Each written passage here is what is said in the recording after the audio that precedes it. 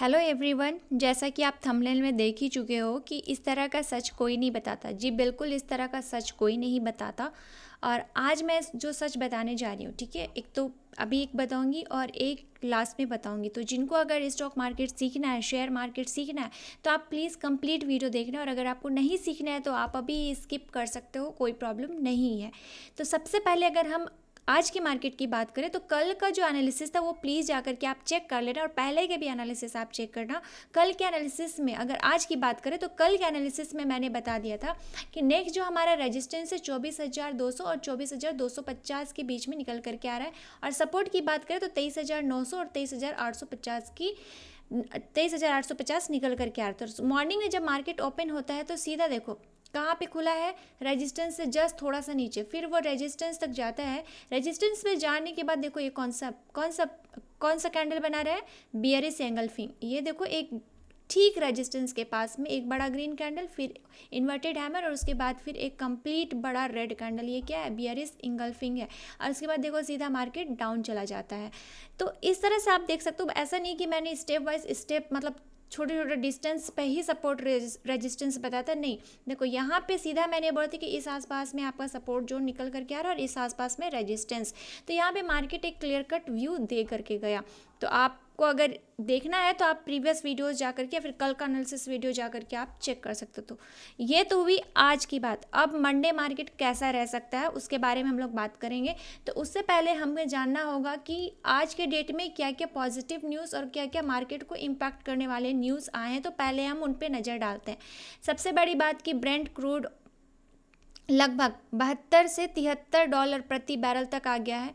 Middle east में तनाव कम होने और शिपिंग सामान्य होने से ऑयल सप्लाई की चिंता घटी है।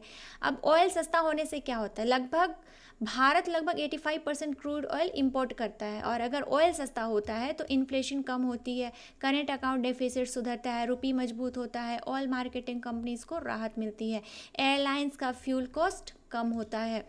यूएस ईरान टेंशन में राहत मिली है। मिडिल ईस्ट में तनाव कम होने से रिस्क में प्रीमियम घटा और ग्लोबल मार्केट्स में रिस्क एपेटाइट बढ़ी।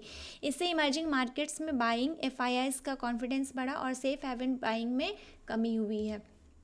ग्लोबल मार्केट्स पॉजिटिव, यूरोपियन और यूएस मार्केट्स में मजबूत संकेत मिले, जिससे भारतीय बाजार को ओपनिंग सपोर्ट मिला। Global risk on mood, IT और फाइनेंशियल स्टॉक्स में बाइंग। मार्केट अभी भी यूएस इन्फ्लेशन डाटा और आगे की फेड पॉलिसी पर नज़र रखे हुए है। रेट कट में देरी की आशंका पूरी तरह खत्म नहीं हुई है। इससे डॉलर मजबूत रह सकता है, एफआईआई फ्लो पर दबाव आ सकता है, प्रॉफिट बुकिंग देखने को मिल सकती है। आरबीआई गवर्नर ने कहा कि फिलहाल रेट हाइक की तत्काल जरूरत नहीं दिख रही। साथ ही विदेशी निवेश को आकर्षित करने वाले कुछ कदम भी उठाए गए हैं। इससे बैंकिंग स्टॉक्स में खरीदारी, क्रेडिट ग्रोथ की उम्मीद और मार्केट कॉन्फिडेंस मजबूत होता दिखा मॉर्निंग के सेशन में। अब रूपी अगर मजबूत होने से क्या होता है, ऑयल गिरने और फॉरेन इन्फ्लोज बढ़ने से रूपी मजबूत होता है। अब इसका क्या इम्पैक्ट पड़ता है, इंपोर्ट कॉस्ट कम होता है, इन्फ्लेशन कंट्रोल में आता है और फॉरेन इन्वेस्टर्स का कॉन्फिडेंस बढ़ता है। बैंकिंग सेक्टर आज का लीडर बना रहा। मॉर्निंग का जो सेशन था उसमें मजबूत सेक्टर रहा banking sector. Strong buying morning में देखने को मिली, जिसमें HDFC bank, ICIC bank, Axis bank और एसबीआई शामिल थे। फार्मा यूएस एफडीए से जुड़ी सकारात्मक खबरों और एक्सपोर्ट आउटलुक के कारण फार्मा स्टॉक्स में बाइंग देखने को मिले। डिफेंसिव बाइंग हुई है फार्मा सेक्टर्स में। मेटल सेक्टर में कमजोरी देखने को मिली है। ग्लोबल मेटल प्राइसेस कमजोर रही, जिसकी वजह से Tata steel, JSW steel, Hindalco के जो स्टॉक्स हैं वो दबाव में रहे। मॉनसून कंसर्न अभी भी बना हुआ है। मॉनसून अभी भी सामान्य रूप से कमजोर रहने की चिंता बनी हुई है। इससे रूरल डिमांड और फ्लड इन्फ्लेशन पर असर की आशंका है।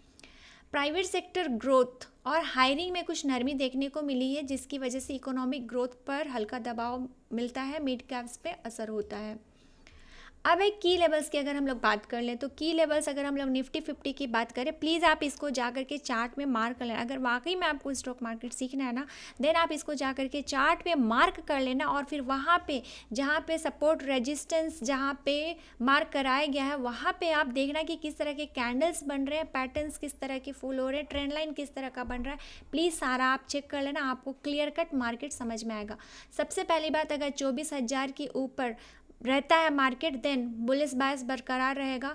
और 24,200 और 24,225 के ऊपर अगर ब्रेकआउट मिलता है तो उसके ऊपर 24,400 और 24,500 तक की तेज़ी देखने को मिल सकती है। और अगर 23,900 के नीचे लुढ़कता है मार्केट, देन प्रॉफिट बुकिंग और कमजोरी आने की संभावना हो सकती है। तो ये था मंडे का मार्केट। अगर संडे तक में कुछ और अपडेट्स आता है देन मैं उसको कम्युनिटी पोस्ट में अपलोड कर लूँगी। और अगर आप मार्क कर ले तो अपने चार्ट्स में, और फिर आप पर डे, जो पर डे रूटीन होता है ना, उस तरह से आप पर डे मार्क करके फिर मार्केट में बैठते हो, उसको देखते हो, समझते हो, आप देखना 1 से 2 महीना में आप इसमें एक्सपर्ट हो जाओगे। आपको काफ़ी कुछ समझ में आ जाएगा कि मार्केट की दिशा कैसी होने वाली है, या फिर मार्केट में मुझे क्या क्या देखना है। तो आज के वीडियो में इतना ही, मिलते हैं नेक्स्ट वीडियो में। Thank you.